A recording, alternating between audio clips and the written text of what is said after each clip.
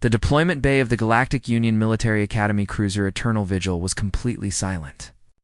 200 cadets stood in perfect rows, their eyes fixed on the massive holographic display floating above the platform. Commander Orith, a tall insectoid female with gleaming black eyes and sharp mandibles, clicked her claws together to get their attention. "Cadets," she said, her voice cold and precise. "Today begins your survival examination. You will be dropped onto the planet designated 15-7. The locals call it the Maw." The hologram shifted to show a dense green world covered in thick jungles and jagged mountains. Storm clouds swirled across its surface like angry bruises. XV7 is classified as a Class 3 Deathworld, Commander Orith continued. Gravity is 1.3 standard. The atmosphere contains trace toxins that will cause respiratory distress in most species. Native predators include the Shadowfang, a six-legged apex hunter, capable of speeds exceeding 60 kilometers per hour. The hologram changed again to show the creature. It looked like someone had taken a panther, given it 2 extra legs, and covered it in black scales. Its mouth was filled with teeth, the length of a human finger. A soft thud came from somewhere in the crowd. A blue-skinned amphibian cadet named Velix had fainted. Commander Orith ignored this. Ow! You will survive for 72 hours. No weapons. No technology beyond basic emergency beacons. If you activate your beacon, you fail. If you die, you obviously also fail. She paused. Questions. Nobody spoke. Most cadets were too terrified to even breathe. In the back row, 3 humans stood together. Taiho, a young man with messy black hair and a relaxed expression, leaned over to his squad mates. Yuna, an athletic woman with her hair tied back in a practical ponytail, was stretching her arms like she was preparing for a morning jog. Woojin, quiet and observant with sharp eyes, was studying the holographic terrain with interest. Hey, Taiho whispered. Did she say 1.3 gravity? Yuna nodded. Temperate climate, too. And those predators are fast, but they look like they're built for short bursts, not endurance. Woojin tilted his head. There's fresh water. Edible-looking vegetation. Large prey animals for the predators, which means possible food sources for us. He paused. This is basically a camping trip. Taiho grinned. Did anyone check what Earth is classified as? Because this seems easier than home? Yuna pulled something from her pocket. It was a small bag of dried seaweed snacks she had smuggled aboard. I brought provisions. Woojin almost smiled. I was hoping we'd get to do some fishing. Near the front of the formation, Commander Orith noticed the 3 humans. They were smiling. Actually smiling. She had seen many species react to Deathworld assignments before. She had seen panic, tears, determination, and grim acceptance. She had never seen anyone smile. Clearly, she thought, the humans did not understand the danger. Their species was listed as Category C in the Galactic database. Soft, fragile, evolved on a temperate world with minimal threats. They probably thought this would be easy because they had never faced real hardship. She would teach them otherwise. Squad assignments, Commander Orith announced. She began reading names. When she reached Squad 7, she made sure to include all 3 humans. She also added Velix, who had just regained consciousness and looked like he might faint again. She added Pim, a small furred alien from a peaceful agricultural world who had never seen violence in her life. And she added Draven, scaled reptilian from a warrior culture who was too arrogant for his own good. It was the perfect combination, she thought. The humans would learn humility. Velix and Pim would learn that the galaxy was harsh. And Draven would learn that pride meant nothing against nature. The squads marched to their drop pods. Each pod was a simple metal sphere with basic crash padding and nothing else. No supplies. No comfort. Just a one-way trip to the surface. Velix was shaking so badly that Taiho had to help him into the pod. Hey, Taiho said gently. What's your name? Vivlix, the amphibian stammered. I'm Taiho.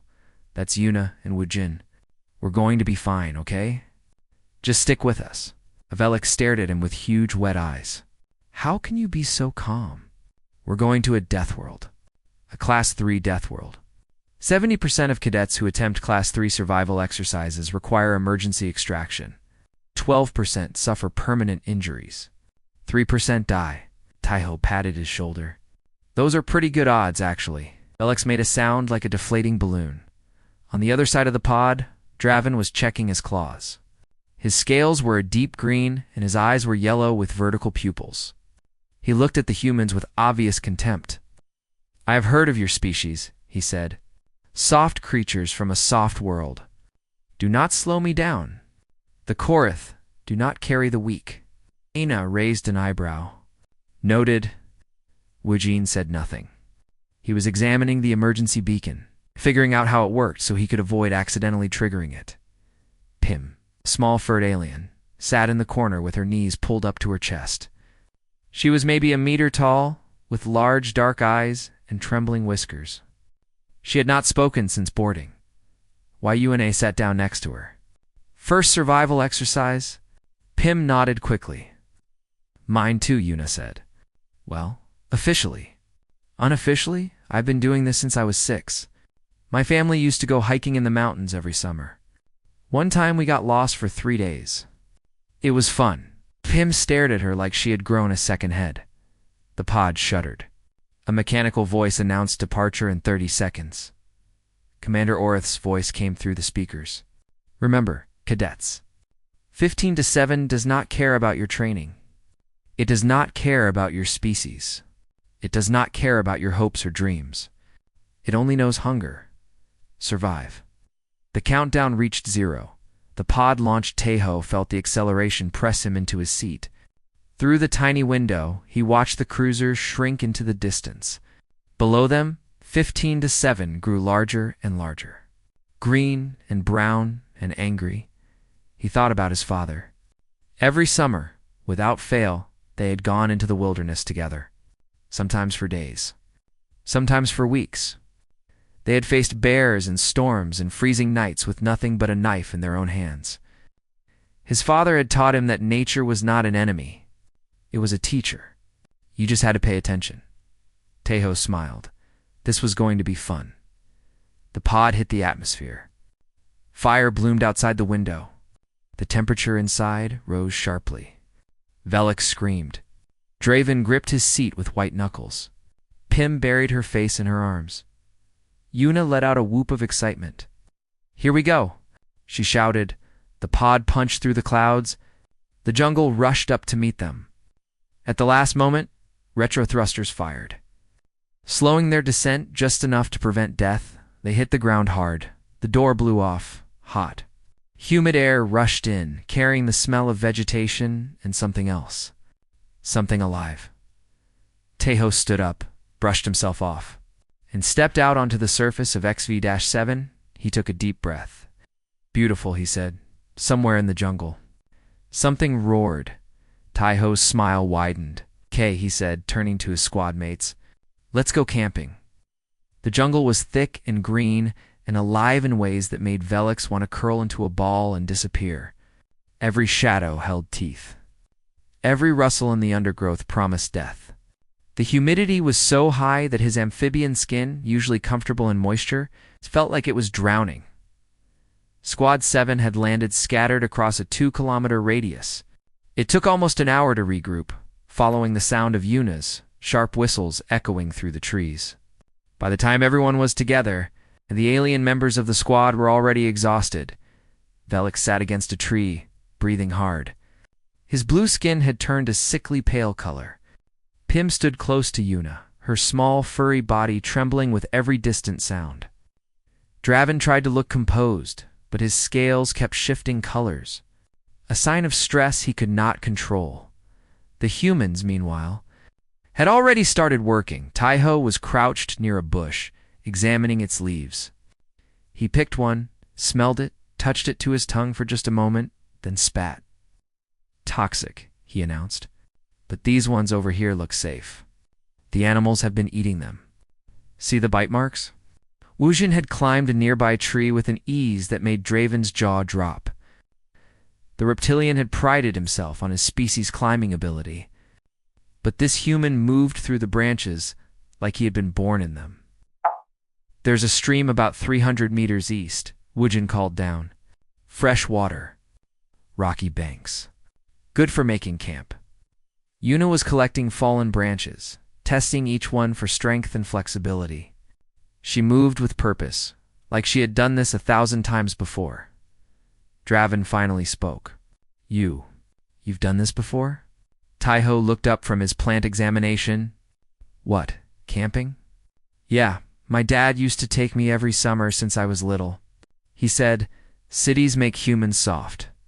Wanted to make sure I remembered where we came from." "Your father sounds wise," Velik said weakly. Taiho smiled. "He's terrifying, actually, but in a good way." They made their way to the stream. The jungle grew darker as the sun began to set. 15-7 had shorter days than most habitable worlds. Night fell fast and hard. By the time they reached the water, the light was already fading. Woojin immediately began constructing a shelter using vines and fallen branches. His hands moved with practiced efficiency, weaving and tying and building. Within 30 minutes, he had created a basic lean-to, large enough for all 6 of them. Pim watched him with wide eyes. "How do you know how to do this?" Woojin paused, considering the question. "Humans have been building shelters for hundreds of thousands of years. Before we had cities. Before we had tools even. Just hands and whatever we could find." He tied off another vine. "It's in our blood, I think. The knowledge of how to survive." Taiho returned from the stream with water collected in large leaves he had folded into crude containers. "We'll need to boil this before drinking. There could be parasites." Alex's eyes went wide. "Parasites? Probably. Earth water has them too. You learn to deal with it." Yuna had gathered enough dry wood for a fire. Now she knelt in the clearing, arranging the materials in a specific pattern. She took 2 sticks, placed one against a flat piece of bark, and began spinning the other between her palms, pressing down hard. Draven watched with confusion. "What are you doing?" "Making fire. With sticks, friction creates heat. Heat creates fire." Yuna's arms moved faster. A thin wisp of smoke began to rise. Come on. A tiny ember glowed to life. Yuna carefully transferred it to a nest of dry grass, blowing gently.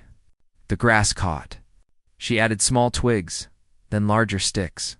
Within minutes, a proper fire was burning. Velik stared at the flames like he was witnessing a miracle. "Your species can create fire from nothing." "Right." Taiho laughed. "Not nothing. We just understand how things work." Fire was one of the first technologies humans ever developed. 1,000,000 years ago, maybe more. It changed everything for us. The squad gathered around the fire. The heat pushed back the darkness and the fear at least a little. Woojin boiled the water using heated rocks dropped into the leaf containers. The method was primitive, but effective. They ate some of the edible plants Taiho had identified. They were bitter and tough, but they were food. Velix forced himself to chew and swallow. Pim nibbled cautiously. Draven ate without complaint, though his expression suggested he was not enjoying the meal. "Tomorrow we should find protein," Woojin said quietly. "Plants alone won't sustain us for 3 days." Yuna nodded. "I saw animal tracks near the stream. Small things, probably.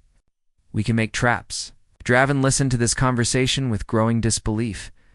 These soft creatures from their soft world were talking about hunting like it was routine, like they had been doing it their entire lives.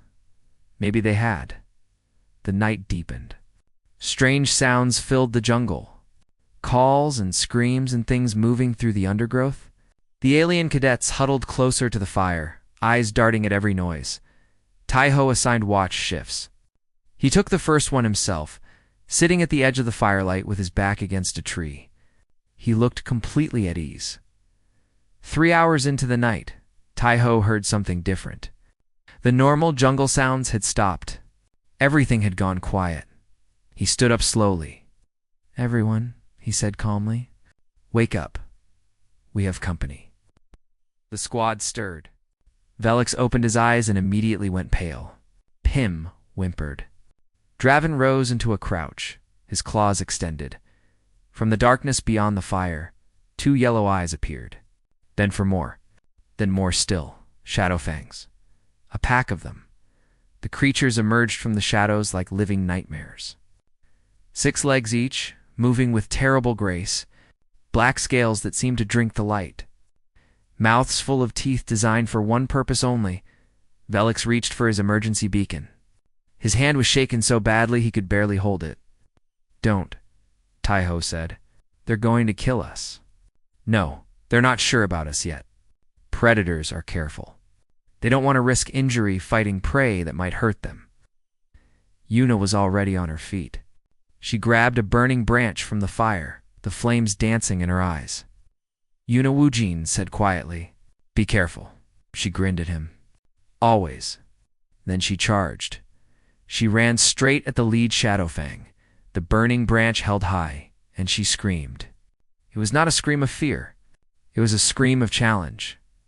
A scream that said, "I am not prey."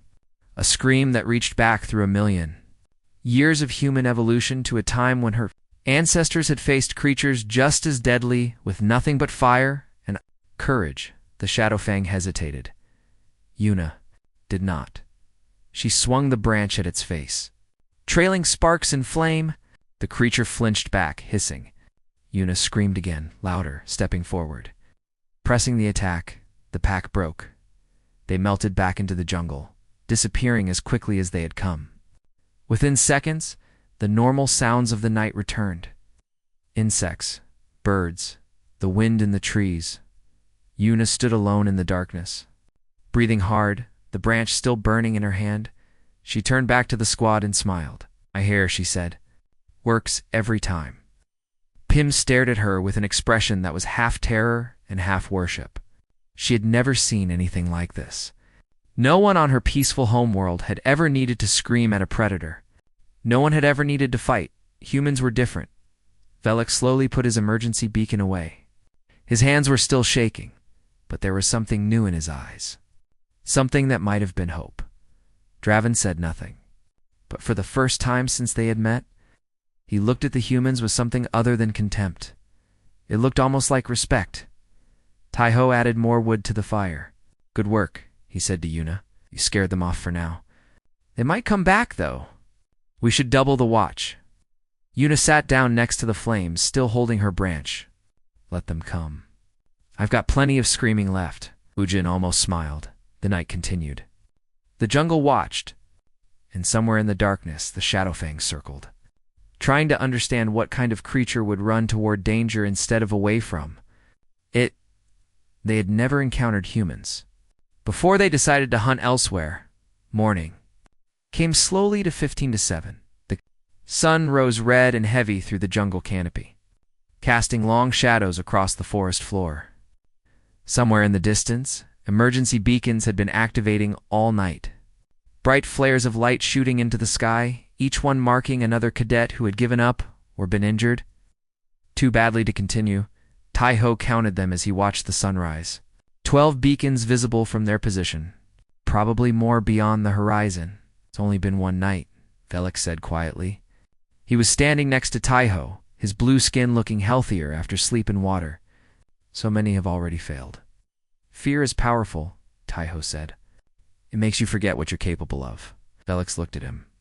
"Are you ever afraid?" Taiho considered the question seriously. "Sure, all the time. Fear is useful. It keeps you alert. The trick is not letting it control you." He smiled. "My father used to say that courage isn't the absence of fear. It's being afraid and doing what needs to be done anyway." The camp came alive around them. Wujin had already left to check on some traps he had set the night before. Yuna was teaching Pim how to identify safe water sources by looking at the vegetation around them. "See how the plants here are greener and thicker?" Yuna pointed at the stream bank. "That means the water is clean enough for things to grow. If you see dead plants, or no growth at all, the water might be toxic." Pim nodded eagerly, her large eyes absorbing every detail. She had stopped trembling sometime during the night. Being around the humans seemed to calm her in a way she did not fully understand. "On my world," Pim said softly, "everything is provided. Food comes from machines. Water comes from taps. We never have to. Find things. Yuna's expression softened. That sounds nice, actually. Peaceful. It is. But it also means we never learned how to survive without those machines. Pim looked down at her small hands. I always felt like something was missing. Like I was incomplete somehow. You're not incomplete, Yuna said firmly. You just have different skills. And skills can be learned. Wujin returned from the jungle carrying two small creatures that looked like a cross between rabbits and lizards. He had caught them in simple snare traps using vines. Breakfast, he announced. Draven looked at the animals with surprise. You caught those? With no weapons? Wujin shrugged. Traps don't need weapons. Just patience and knowledge. He began preparing the animals for cooking with quick, efficient movements. Every creature follows patterns. You learn the patterns, you can predict where they'll be. Taiho decided it was time for a lesson. He gathered Velix and Pim around the fire and showed them how to start one themselves. The most important thing is the materials, he explained. You need dry wood. Completely dry. Even a little moisture will make it impossible. He showed Velix how to position the sticks, how to create friction, how to nurse the tiny ember into flame. Velix tried and failed. Tried and failed again. His arms ached. His hands hurt.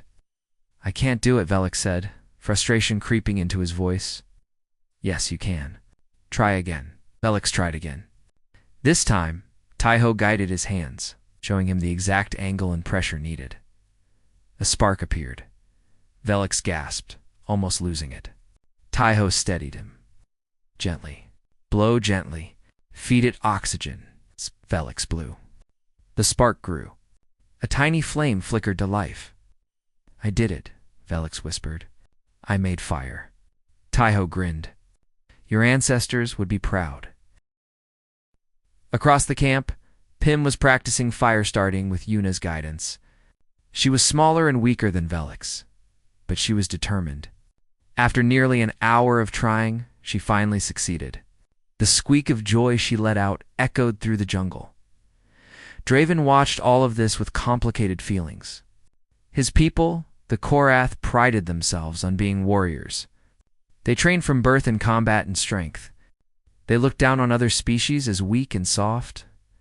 But these humans were teaching survival, skills like they were the most natural thing in the world. They were patient. They were kind. And they were clearly far more capable than their Category C classification suggested. It made Draven uncomfortable. After the morning meal, the squad decided to move to higher ground.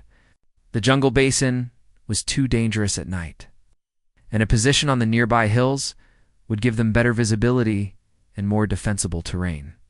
The journey was difficult. The vegetation was thick, and the ground was uneven. Velix struggled with the gravity, which was higher than his homeworld. PM's short legs made the terrain challenging. Even Draven, strong as he was, found the going tough. The humans led the way, cutting a path through the undergrowth. They made it look easy. Then disaster struck. They were crossing a small ravine, using fallen logs as bridges. Draven went first, confident in his balance. But the log was wet and slippery, covered in alien moss. His foot slipped. He fell, crashing into the rocks below. The sound he made was terrible. A crack followed by a roar of pain. The squad rushed to help him. Yuna was the first to reach him, sliding down the ravine wall with practiced ease. Don't move, she ordered. Let me see. Draven's ankle was twisted at a bad angle. Not broken, but badly sprained. He tried to stand and nearly collapsed from the pain. I'm fine, he growled through clenched teeth. The Korath do not show weakness, Yuna ignored him. She examined the injury carefully, feeling the joint with experienced hands. It's a sprain. Bad one. You won't be able to walk on this for at least a day, then leave me. Take the beacon. I will survive until extraction. We're not leaving you. Draven stared at her. Why? I have been nothing but rude to you. I called your species weak. I said I would not carry you. Yuna met his eyes steadily. You're part of our squad. We don't leave squad members behind. Before Draven could argue, Yuna crouched down with her back to him, Get on? What? Climb on my back. I'll carry you. It's impossible. I weigh nearly twice what you do. Yuna grinned over her shoulder. Try me. Reluctantly, Draven climbed onto her back. His weight settled against her, heavy and awkward. He expected her to collapse immediately. She stood up, and she started walking. She carried him up the ravine wall. She carried him through the thick jungle. She carried him over roots and rocks and uneven ground. For 2 kilometers, she did not stop. Draven was speechless. When they finally reached the hilltop campsite, Yuna set him down gently against a tree. She was breathing hard, sweat running down her face, but she was smiling. How? Draven managed to ask. How is that possible? Yuna stretched her shoulders. Humans are persistence predators. Our ancestors used to hunt by chasing animals until they collapsed from exhaustion. We're built for endurance. Long distances. Heavy loads. We just keep going. Wujin was already setting Draven's ankle, fashioning a splint from straight branches and vine wrappings. His hands were gentle but efficient. This will stabilize it, Wujin said. Stay off it today. Tomorrow, you should be able to walk with support. Draven looked at the 3 humans. At Taiho, who was teaching Velix to build a better shelter. At Yuna, who had carried him without complaint. At Wujin, who was treating his injury like it was nothing. Why? He asked again. Why help me? I gave you no reason to. Wujin finished tying off the splint. Because that's what humans do. We help. It's how we survived on our world. Not by being the strongest or the fastest or the most deadly. By working together. By caring for each other. That night, Draven sat by the fire with the others. The pain in his ankle had faded to a dull ache. Pim was practicing her fire-starting technique, getting better each time. Velix was asking Taiho questions about Earth, about humans, about survival. Draven listened quietly eventually. He spoke. Thank you, he said. The words came out rough and awkward, like he had never said them before. Maybe he hadn't. Yuna looked at him with surprise. Then she smiled warmly. You're welcome. The night passed peacefully. No predators came. The emergency beacons in the distance grew fewer, as more squads either succeeded or were extracted. Squad 7 remained together, growing stronger with each passing hour, and Draven began to understand that maybe, just maybe, there were different kinds of strength. The 3rd day began with a strange stillness. The jungle, usually alive with noise and movement, had gone quiet. Animals that had been visible the day before had disappeared. The air felt heavy and electric. Taiho noticed it first. He stood at the edge of their hilltop camp, looking at the sky with narrowed eyes. The clouds on the horizon were not normal clouds. They were dark green and purple, swirling in ways that suggested violence. Storm coming, he said. Wujin joined him, studying the sky. Big one. Look at the way the pressure is dropping. The animals knew before we did. Yuna was already moving, gathering supplies and reinforcing their shelter. How long do we have? Maybe 3 hours. Maybe less. Velix looked at the approaching clouds with growing terror. What kind of storm? Electrical. Precipitation? Wind? Taiho exchanged a glance with Wujin. All of the above, probably. On Earth, we call them supercells. They can produce winds over 200 kilometers per hour. Massive lightning, hail, and sometimes tornadoes. And you survive these storms? On your homeworld, we build shelters. We prepare. We wait them out. Taiho turned back to the camp. Same thing we're going to do now. The next 2 hours were a blur of activity. Wujin found a small cave in the hillside. Barely large enough for all 6 of them, but solid rock that would protect against the worst of the wind. Taiho and Yuna gathered firewood and stored it deep in the cave where it would stay dry. Draven, his ankles still weak, directed Pim and Velix in carrying supplies. By the time the storm hit, they were ready. It was worse than anyone expected. The wind came first. Screaming through the jungle like a living thing, trees bent and snapped. Branches flew through the air like missiles. The rain followed, falling so hard and fast that visibility dropped to nothing. Lightning split the sky every few seconds, turning night into day and back again. Inside the cave, Squad 7 huddled around their fire. The flames danced and flickered in the wind that reached even into their shelter, but Yuna kept feeding it with dried wood. The fire was their lifeline, their warmth, their hope outside. The world was ending. Velix pressed himself against the cave wall, his entire body shaking. The sound of the storm was overwhelming. Thunder so loud it felt like physical blows. Wind that howled like a dying animal. "This is impossible," he gasped. "This is beyond Class 3 conditions. This is Class 4, maybe higher." Pym was curled into a ball, her small form trembling. Draven sat rigidly, his jaw clenched, fighting against his own fear. The humans were calm. Taiho sat near the cave entrance, watching the storm with something that almost looked like appreciation. Yuna was cooking their remaining meat over the fire, humming quietly to herself.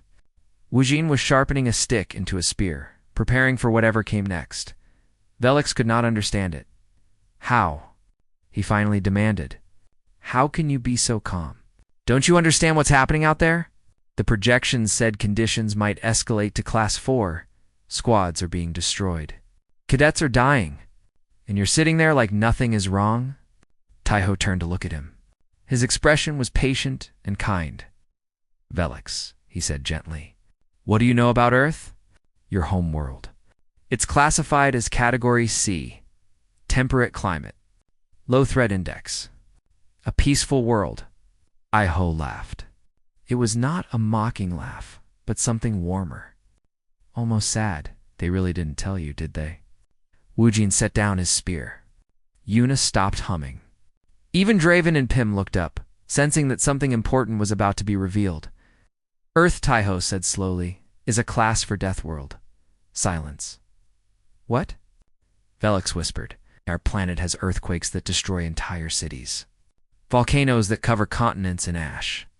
Hurricanes that make this storm look like a light breeze. Ice ages that last thousands of years. Droughts that turn forests into deserts." Almost casual voice was calm, almost casual. 70% of our surface is covered in undrinkable salt water. Our own sun gives us cancer if we spend too much time in its light. Shuna picked up where he left off. We have predators that can run faster than vehicles. Insects that carry diseases, killing millions. Plants that will poison you if you touch them. Bacteria that can kill you in days if untreated, Ujin added quietly. And every few decades, we have wars that kill tens of millions of our own kind. We are very good at destruction. The cave was completely silent except for the storm raging outside. PM's voice was barely audible. "And you evolved there?" "We didn't just evolve there," Taiho said. "We thrived. We spread across the entire planet. We conquered every environment, from frozen wastelands to burning deserts. We built civilizations in the shadow of volcanoes and on the edges of earthquake zones." He looked out at the storm again. This is Tuesday for us. This is a bad camping trip. This is basically spring break." Velix felt something shift inside him. All his fear, all his panic, suddenly seemed smaller. If these creatures, these humans, had come from a world even more terrible than 15-7, then maybe survival was possible. Maybe they really were going to make it. "Why?" Draven asked. His voice was rough. "Why is your species classified as Category C? Why does the galaxy think you are weak?" Yuna shrugged. "We're friendly. We smile a lot. We like making allies instead of enemies. Maybe that looks like weakness to species who don't know our history. Or maybe," Wujin said thoughtfully, "someone looked at us and decided it was better if the galaxy underestimated us." The storm raged on through the night. At its peak, the wind exceeded 220 kilometers per hour. The temperature dropped below freezing. Hail the size of fists pounded the hillside. Inside the cave, Squad 7 stayed warm. Taiho told stories about Earth, about mountains so tall their peaks were always covered in snow, About oceans so deep that sunlight never reached the bottom. About creatures humans had hunted to extinction because they were too dangerous to live alongside. Velix listened with wide eyes. Pym forgot her fear entirely, captivated by tales of a world that seemed like something from a nightmare. Draven listened most carefully of all. On Korath, he said during a pause in HFY Stories, we believe that the strongest species are forged by the harshest worlds. We thought we were the strongest because our planet was difficult. He shook his head slowly. We were wrong. Strength isn't about hardship, Yuna said.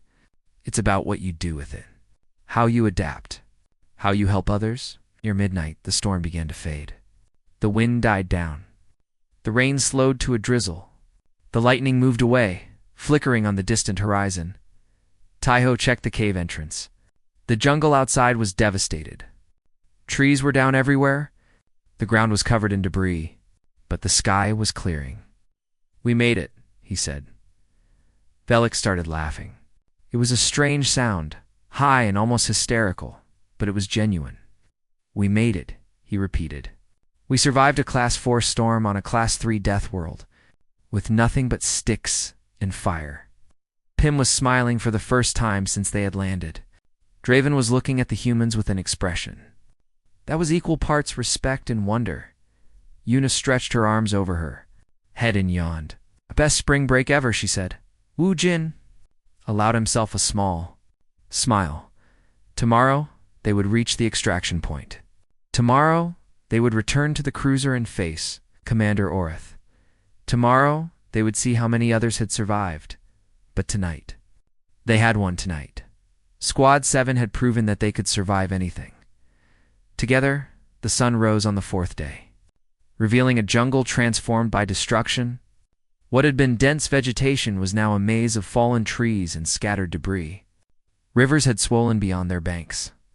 Entire hillsides had collapsed into mud, but the sky was clear, the air was fresh, and somewhere in the distance, rescue shuttles were descending. Squad 7 made their way to the extraction point. The journey was slow. Draven could walk now, but only with support.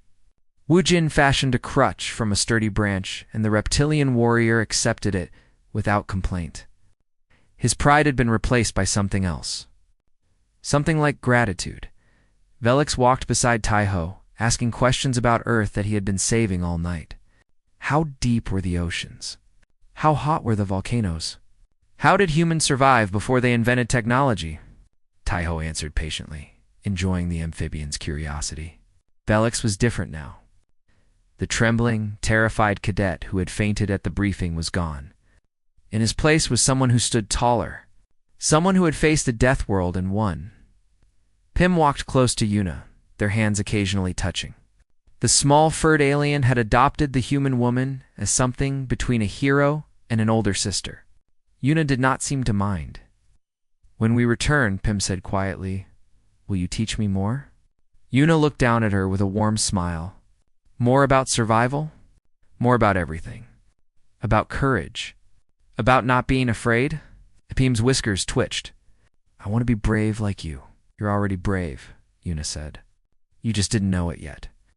The extraction point was a clearing on a high plateau, marked by flashing beacons and the distant shapes of landed shuttles.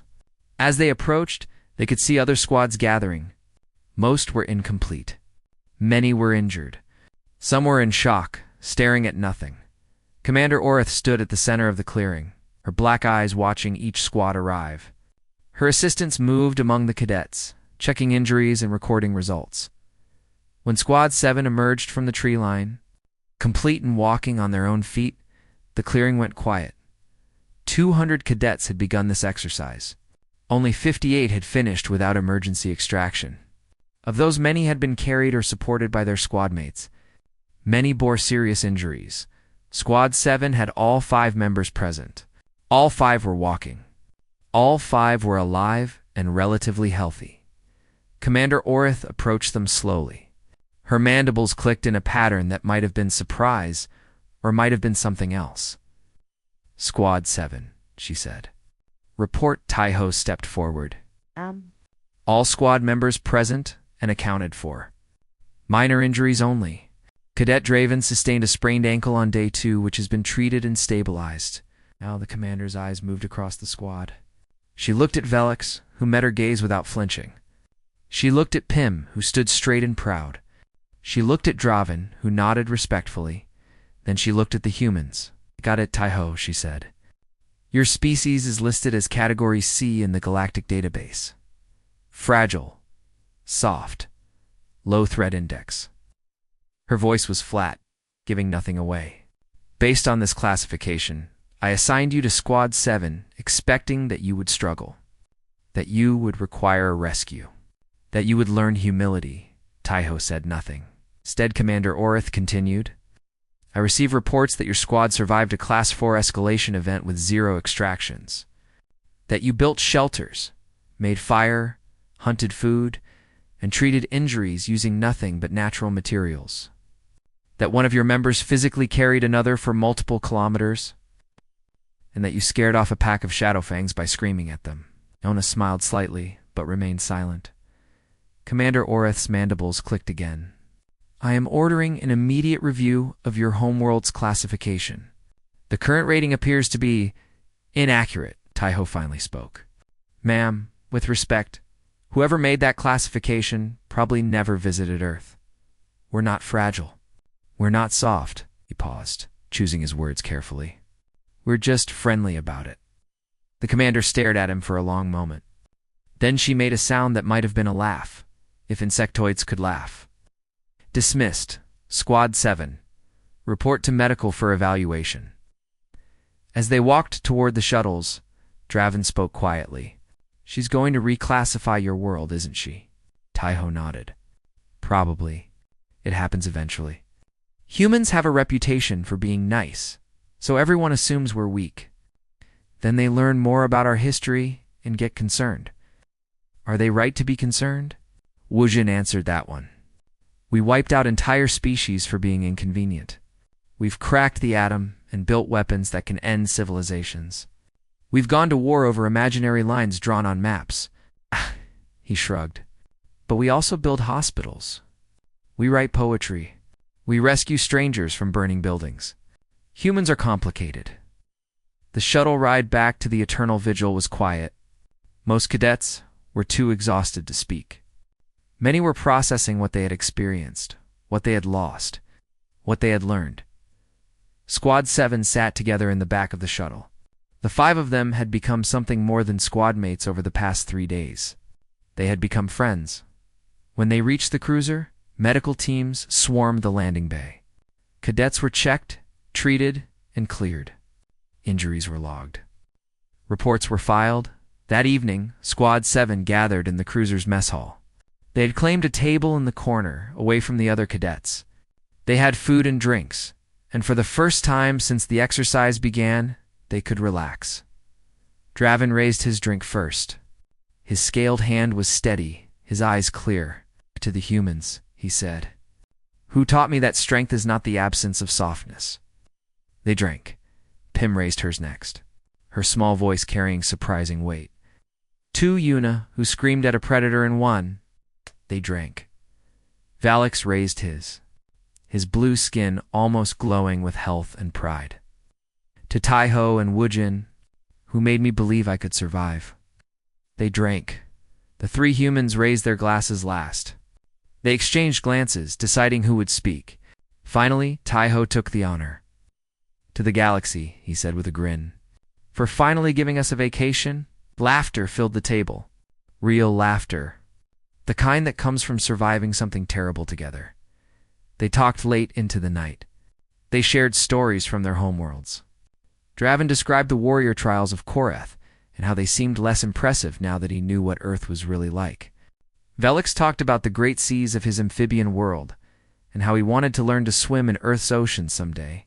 Pim spoke of her agricultural colony and how she planned to return home and teach her people what she had learned. The humans listened. They answered questions. They made promises to stay in touch. When the night finally ended and they went their separate ways, something had changed. The galaxy was a little smaller. The distances between species felt less vast.